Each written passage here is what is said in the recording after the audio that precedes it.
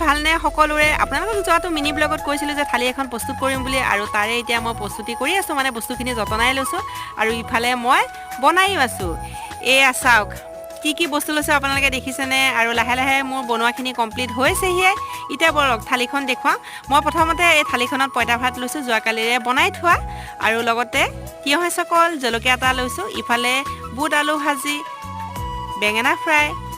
আৰু মাছ ফ্ৰাই এতিয়া পিটিকালৈ আহোঁ বুটগুড়া পিটিকা আলু বিলাহী পিটিকা লগতে মোৰ অল টাইম ফেভৰেট বেহুৱা আকৌ নহ'লে যে পঁইতা ভাতকেইটা খাই ভালেই নালাগে জানেনে ওপৰতে নিমখ আৰু খাটি সৰিয়হৰ তেল সৰহকৈ দিছোঁ নেমু এচকল